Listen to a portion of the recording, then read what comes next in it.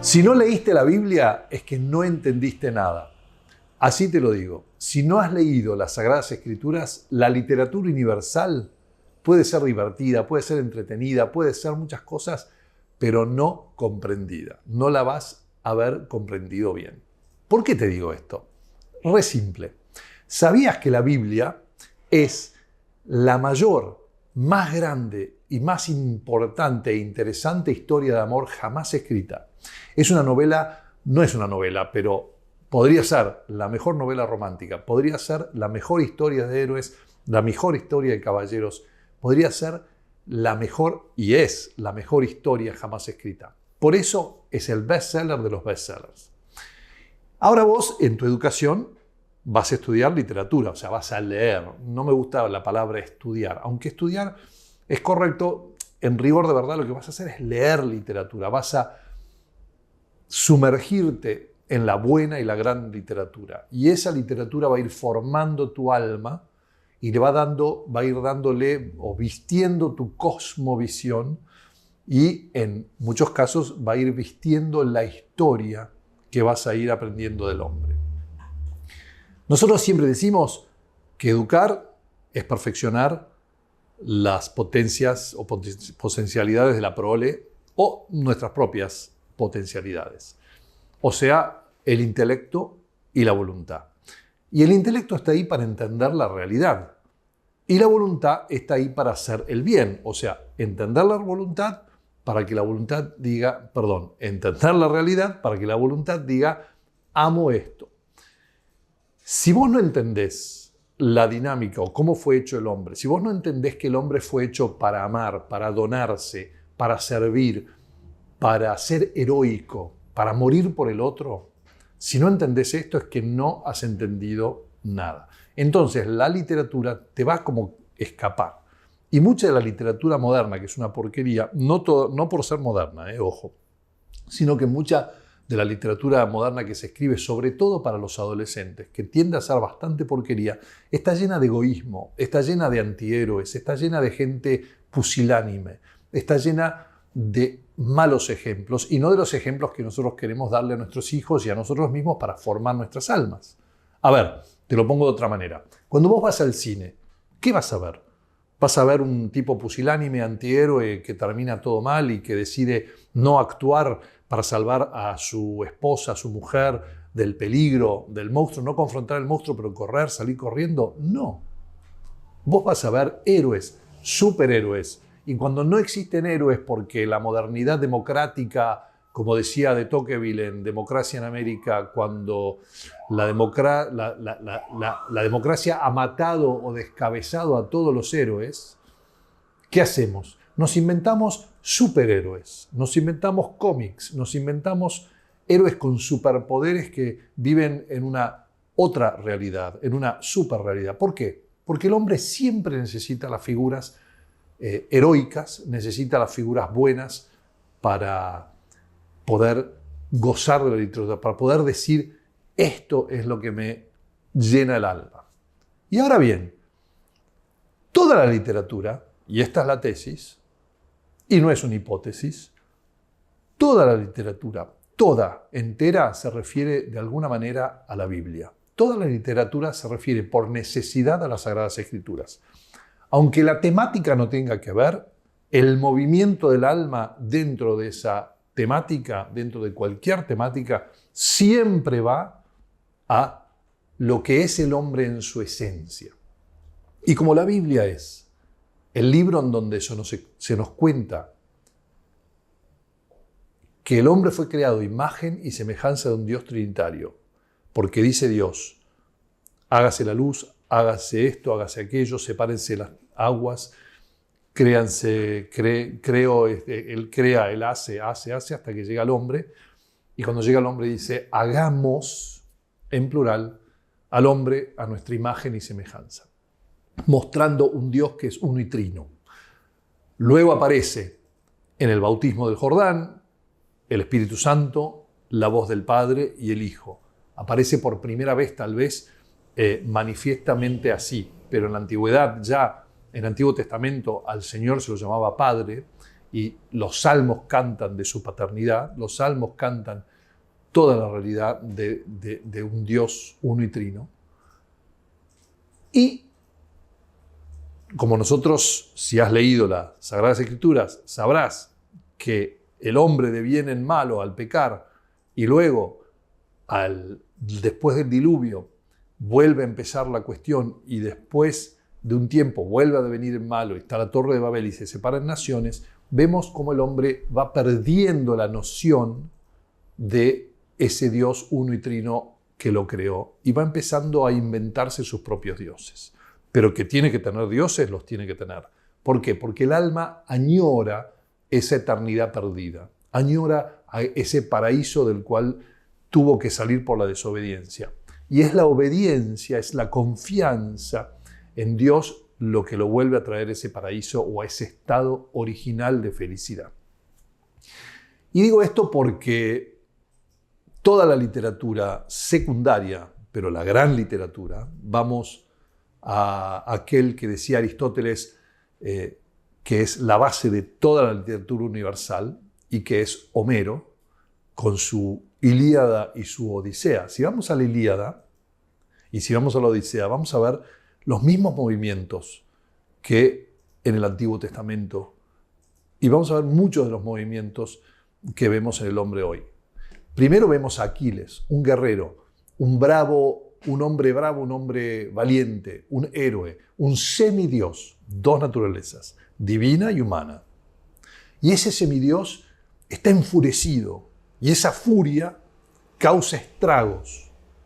A ver, ese semidios está enfurecido.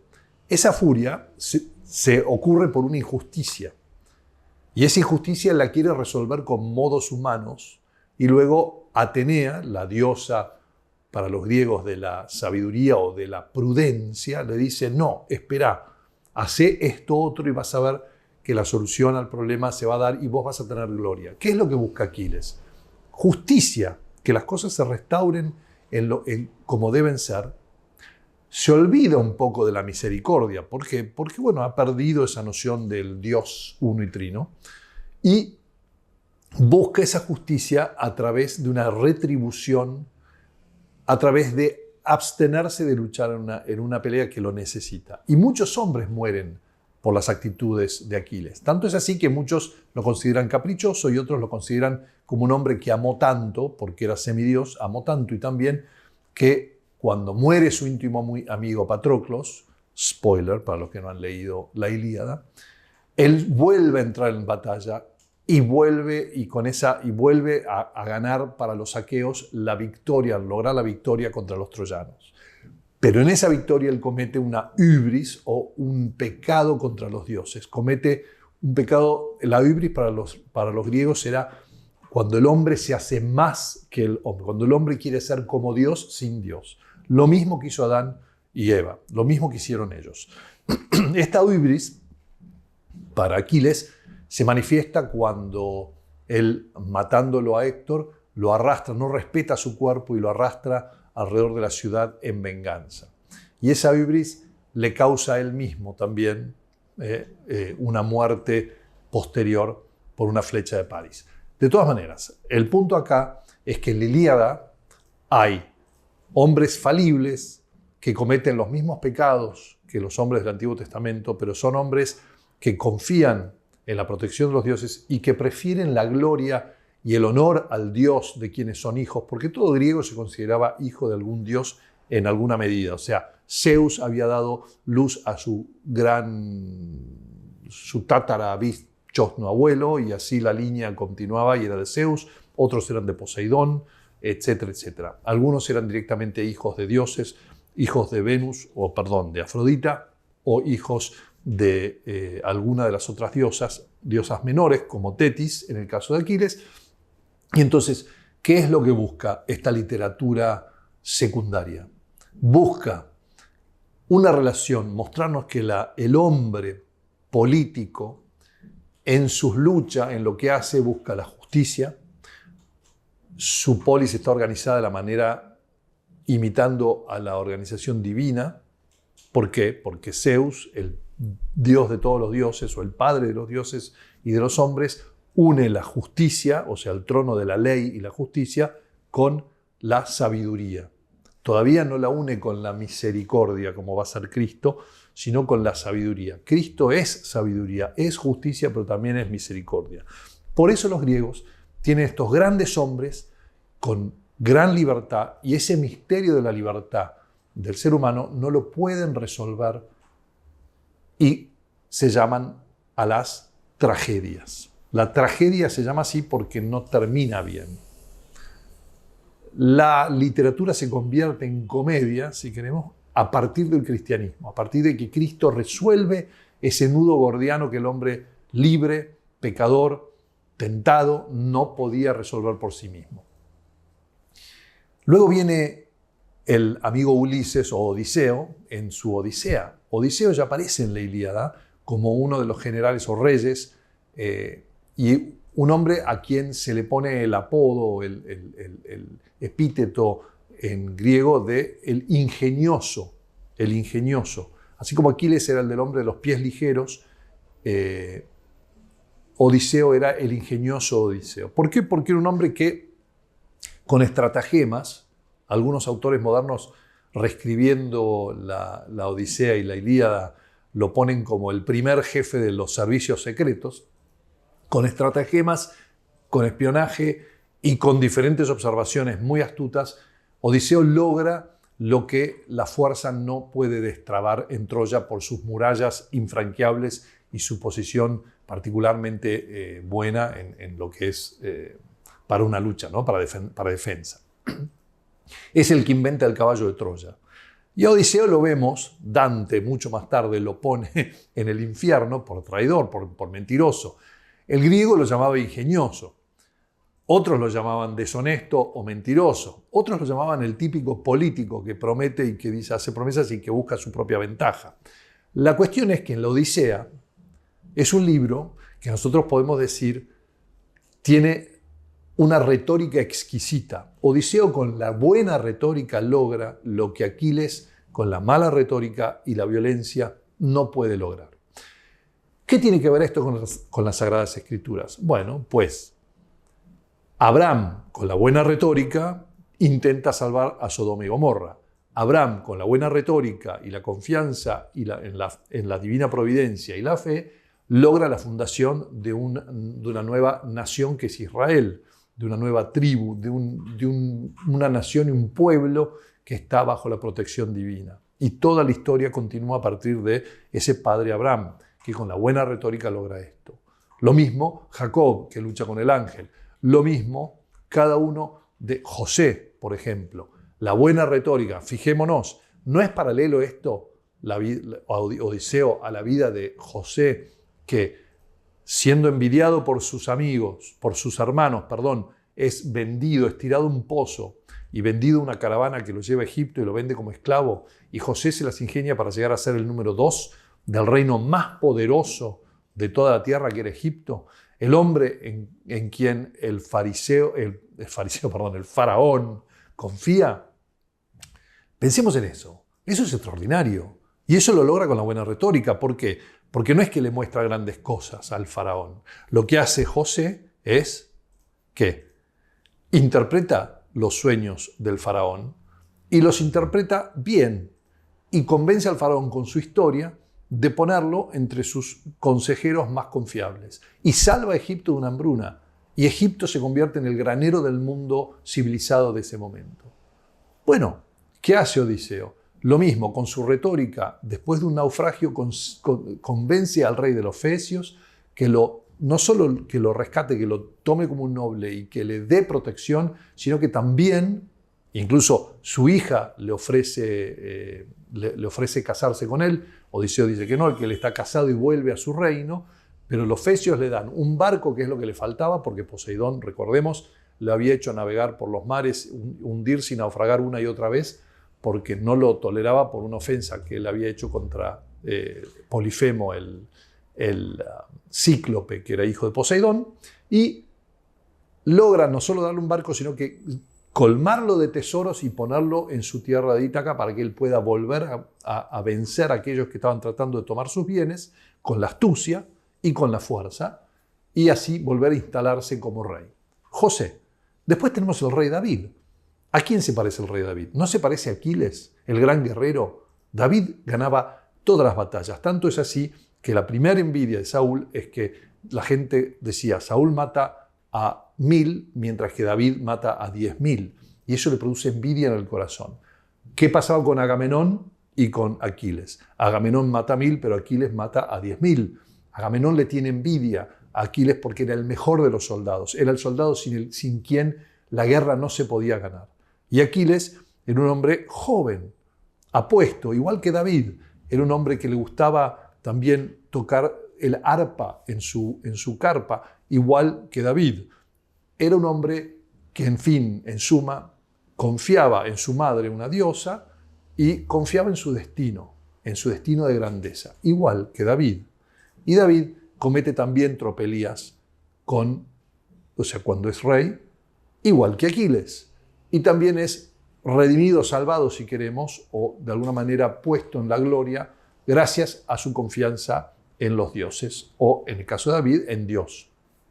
Tenemos muchos paralelos. ¿Cuál es paralelo a cuál? ¿Es la Biblia paralela a Homero o es Homero paralelo a la Biblia? No, la Biblia viene primero. ¿Por qué? Porque no solo habla de Adán y Eva, sino que es la que establece el orden original. Te animo, si te interesa este tema, a mirar este video que te dejo acá arriba, que es sobre los modos de conocimiento. Ahí te voy a explicar el modo mítico y el modo profético. En el modo profético, yo te voy a explicar que es el primero de los modos de conocimiento y que es donde comienza la cosa. Y el modo mítico es un rememorar o una memoria sobre ese modo profético que vendría a ser la memoria de cuando Dios era uno. Los múltiples dioses es como si dividiéramos los poderes divinos, o sea, las capacidades divinas de los poderes de gobierno de la tierra, los gobiernos de las cosas, los poderes, la majestad, su misericordia, su justicia, en diferentes dioses que tienen diferentes roles en el Olimpo. Y todos esos roles son distribuidos por un solo Dios que se llama Zeus. Zeus, la palabra Zeus no deja de ser Theos, T-H-E-O-S, Theos en griego, que es Dios. Y es un Dios que une por fin la justicia, porque distribuye a todos su rol, y la sabiduría. Él gobierna y le dice a todos cuándo actuar y cuándo no actuar. Es un gran CEO, dirían los modernos. Y ese gran Dios es Dios de dioses y de hombres. Eso es interesante, que ese título que se le da es el título que luego se le va a dar a Jesucristo. Y hay ya en la teogonía de Hesíodo una profecía de que Zeus va a ser reemplazado. Por eso Zeus se come a su propia primer mujer Metis y prestemos atención a esto. Comerse no significa me devoro, así como quien devora a una persona en antropofagia. No, comerse significaba pongo dentro mío, uno mi alma o mi inteligencia a la inteligencia, lo hago uno como si fuera una sustancia para poder tener los poderes de ambos. O sea, la sabiduría. Metis era y ella tenía esa sabiduría.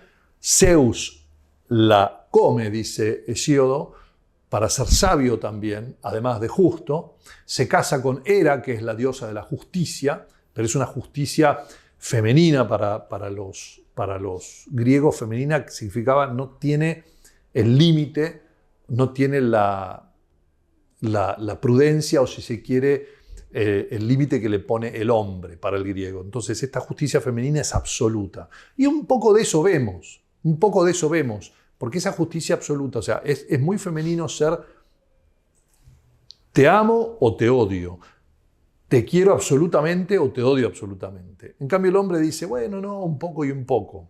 Nosotros vemos a la Virgen María que no tiene límites en tratar de salvarnos. Es la mujer por excelencia, por antonomasia, y es aquella que va a abogar por nosotros hasta, aun importa que tan malos seamos, hasta lograr salvarnos. Ella él al pie de la cruz, reza y uno de los dos ladrones se salva. Mucho por su intercesión, estoy segurísimo. Bueno, un poco esa dinámica la vemos, la dinámica de la retórica, la dinámica de que cuando hay que luchar, Aquiles, la dinámica de que cuando hay que hablar y contar una buena historia, Odiseo, esa es la historia que convence. Odiseo tiene mucho de los profetas, Odiseo tiene mucho además en Cristo. Está un poco de ese Odiseo cuando nos cuenta las parábolas, cuando Odiseo cuenta de su reino, cómo es su reino, cómo fue su historia. Cristo también nos habla en parábolas. San Pablo es un gran retor que usa mucho esa retórica para convencer y para traer a la gente al reino de los cielos. También en toda la literatura se habla de un banquete, Se habla de los reyes que casan a sus hijas o a sus hijos y organizan banquetes. ¿Por qué? Luego vamos a ver que el reino de los cielos es como un rey que tiene un viñedo, como un rey que tiene un banquete, etcétera, etcétera. ¿Me explico? Entonces, esto es importante porque toda esta dinámica está en las Sagradas Escrituras y esas Sagradas Escrituras le dan es simbólica la interpretación, donde le dan un significado mucho más profundo y sacramental. Una vez más, en el video que te dije antes sobre los modos de conocimiento, tenés también el conocimiento poético que eleva o sacramentaliza a la materia y le da un significado, nosotros decimos poético, pero es un significado espiritual, si se quiere. Es un significado mucho más profundo, un significado verdadero. ¿Por qué? Porque para el hombre antiguo, y para nosotros también, pero nosotros no lo vemos, pero para el hombre antiguo, recordemos, la realidad era como dos círculos concéntricos, lo visible y por fuera lo invisible. Y lo visible estaba explicado por lo invisible, pero eran concéntricos. Todo estaba basado en el mismo centro, todo era teocéntrico. Hoy nosotros hemos dividido lo que pertenece a Dios que a lo que pertenece al hombre como si fuéramos cosas diferentes. Y sin embargo, vuelvo a recordar el principio, fuimos hechos a imagen y semejanza de Dios. No se entiende la literatura universal, no se entiende la buena literatura sin entender la Biblia y las Sagradas Escrituras. Es la Biblia, las Sagradas Escrituras, es esa historia de amor, el modelo que imitan todas las grandes historias de amor. Sí o sí. Lo mismo, es la batalla que imitan todas las batallas, es el héroe que imitan todos los héroes. Cristo es el héroe por antonomasia. Y algunos dicen, por ejemplo, que El Paraíso Perdido, el poema de Milton, John Milton es el poema más impactante de la lengua inglesa, incluso más que Shakespeare, dirían algunos. Ese poema es el poema épico por antonomasia, porque es Cristo el héroe que nos viene a salvar a la humanidad. Y el hombre heroico, o sea, representado en Cristo, pero también en Adán que cae y que, como un héroe trágico de la antigüedad, cae y no sabe cómo redimirse, viene otro héroe de un tiempo posterior, que vendría a ser Cristo, que es un tiempo posterior, pero Cristo que es eterno, y viene ese héroe y nos salva. ¿Y nos salva cómo? Entregando su vida. ¿Quién entregó la vida por salvar o por satisfacer al Padre y por salvar a su ejército, por salvar a todos sus hombres? Bueno, poemas épicos, lo tenemos a Rolando, en la canción de Rolando, es el gran, digamos, sobrino de Carlomagno, es un gran soldado, es un gran general, y es el que se queda en la retaguardia y en Roncesvalles pierde la vida, dando la vida para salvar al ejército de Carlomagno, para combatir a los moros o los herejes que en ese caso representan al demonio, a lo que está mal, porque es muy explícito el poema. Y así lo mismo restaura, entonces de alguna manera logra una gesta heroica que restaura el nombre de Francia, de Carlomagno, le da gloria, lo glorifica a Carlomagno como el Hijo glorifica al Padre.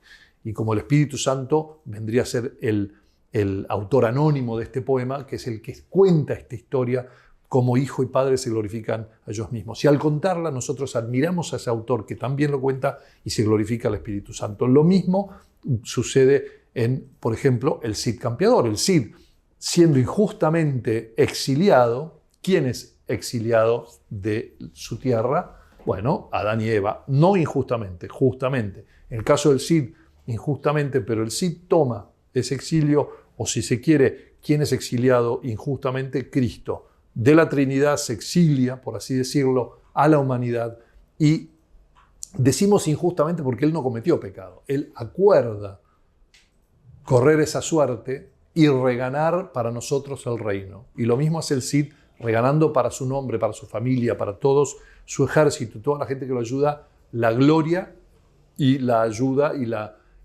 un lugar favorecido por el rey Alfonso. Lo mismo va a ocurrir también en Beowulf. Beowulf, otro poema épico. ¿Qué ocurre con Beowulf? Beowulf viene a salvar al pueblo vecino que está sometido a las injurias y a la muerte y al ataque de un demonio, de un hijo de Caín, dice el poema, que era Grendel, que era con una super fuerza y viene y mata guerreros a diestra y siniestra. ¿Por qué? Porque el rey de ese lugar quería cantar las glorias de Dios y se hace un gran hall, como los vikingos, que lo llamaba Heorot, y ese hall es ese gran salón es donde ellos cantaban y tocaban y hacían grandes banquetes, o sea, rememoraban lo que el hombre añora en la eternidad, que es el gran banquete celestial. El demonio odia eso, viene a destruirlo, y un gran héroe que confía en Dios, que se pone en manos de Dios, lucha contra ese monstruo y lo vence, lucha contra la madre de ese monstruo y lo vence, y finalmente, cuando es rey él mismo, lucha contra un dragón con 12 compañeros, de los cuales todos menos uno se van, y lo vence, pero muere en la lucha contra el dragón, y se convierte inmensamente ricos a su pueblo, y él lo entierran y ponen un faro para los navegantes por encima de su tumba. A ver, ¿a qué nos hace recordar todo esto? ¿No es cierto? Todos estos poemas, todas estas grandes literaturas imitan a las Sagradas Escrituras. Por eso, si no has leído las Sagradas Escrituras, no vas a entender la buena literatura. No vas a poder discernir cuál es la buena literatura. Espero que esto te vaya quedando claro. Como esto tengo miles de ejemplos. Cuanto más al norte vamos, o sea, cuanto más hacia acá vamos, cuanto más a la modernidad vamos viendo que los novelistas tratan de prescindir de esta dinámica, pero no pueden alejarse, porque ninguna novela, ninguna historia es buena o no resuena con el hombre, el alma del hombre, si no tiene en sí este germen divino que está manifestado en las Sagradas Escrituras como una revelación directa de Dios. Por eso, por ejemplo, C.S. Lewis escribe Narnia, las crónicas de Narnia son claramente alegóricas del cristianismo. Tolkien dice que su obra no es una alegoría y no la es, pero que él, siendo católico, no puede escapar esa dinámica del alma. ¿Y por qué es tan atractivo Tolkien? Porque nos muestra, en un mundo que es ficticiamente completamente diferente al del hombre, nos muestra esa humanidad y esa divinidad y esa intervención de un Gandalf y ese heroísmo y esa confianza en la divina providencia. Luego tenemos también alguna literatura más acá. Vamos a ir a Harry Potter. Harry Potter, ¿es una literatura grande? No. ¿Es una literatura buena? Algunos dicen sí, otros no. Yo lo pongo ni fu ni fa. ¿Qué es lo que hace J.K. Rowling? J.K. Rowling comienza con una historia muy oscura, en realidad muy como cualquier historia de niños, un niño que tiene poderes mágicos y no lo sabe, y la magia en sí tiene todos sus bemoles, pero hay un deseo del hombre de que si el hombre realmente no hubiese caído, tendría este poder sobre la materia de alguna manera, sería mucho más gobernante de la materia de lo que es. Pero bueno, tenemos estos chicos que son dotados de magia, se lo manda a la escuela y tiene que luchar contra un ser que se tentó, como Sauron se tentó en Tolkien. Este personaje se tentó, Voldemort se tienta y su alma la divide en 13, lo que ellos llaman horcruxes, que no sé qué, son objetos, y va perdiendo sustancia. O sea, no puede escapar al hecho de que el mal, para ser mal, tiene que carecer de sustancia propia y tiene que tomar de los demás, absorber de los demás, negarles a los demás algo. Y eso es la lucha al final hasta que el mismo Harry Potter tiene que enfrentarse a la posibilidad de dar su vida por los otros. Y cuando da su vida por los otros es cuando él vence. A ver, no hubiera tenido éxito si no hubiera sido de alguna manera así. Lo mismo ocurre con un montón de literatura. Yo diría la más grande, la mejor. Y si vos querés ser autor y algún día escribir una gran novela, un gran libro, vas a tener que seguir este mismo modelo. Por eso, te repito y por última vez, si no has leído las Sagradas Escrituras, no vas a poder entender la literatura universal. Vos que educás a tus hijos, vos que te estás educando vos mismo, vos que te encontrás en el medio de la vida como Dante y tenés que entender cómo es esto, has pasado por un infierno porque el mundo de alguna manera manifiesta eso, estás en un purgatorio tratando de salir y llegar al cielo y querés llegar al cielo, bueno, lee las Sagradas Escrituras. Comenzá del Génesis y terminá en el Apocalipsis. Si no sos capaz de leer 20 minutos por día, que es lo que te tomaría para leer las Sagradas Escrituras de corrido en un año, si crees que te vas a quedar trabado en números y levíticos con tantas leyes y números y te va a parecer aburrido y no vas a poder progresar, te invito te dejo un link acá a el canal de Ascension Press, que tienen la lectura de la Biblia en un año, en inglés por el padre Mike Schmitz, en castellano no sé por quién, pero es una excelente lectura y comentario de la Biblia en un año, que lo puedes escuchar, un podcast de 20-25 minutos por día, y vas escuchando mientras planchás, mientras corres, mientras manejás, mientras haces lo que fuere. Todos los días haces eso, en un año vas a haber escuchado la Biblia entera. Hay varios modos de conocimiento y hay varios modos de aprender. Uno es con los ojos, leyendo, y otro es auditivamente, escuchando. Elegí el que más te guste. Pero lee la Biblia y entonces todos los libros que elijas, todos los libros que leas van a tener mucho más sentido. Y vas a poder interpretar la historia incluso con muchísimo más profundidad. Espero que este video te haya gustado, que hayas aprendido algo nuevo, tal vez que no lo habías pensado, o si lo habías pensado que lo hayas confirmado, y te animo entonces a ponerlo en práctica. Nos vemos en el próximo video. Hasta entonces.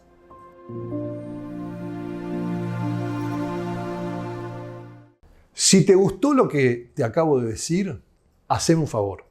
Suscríbete a nuestro canal, hace clic en el like y déjanos tu comentario. Acordate del video que te recomendé.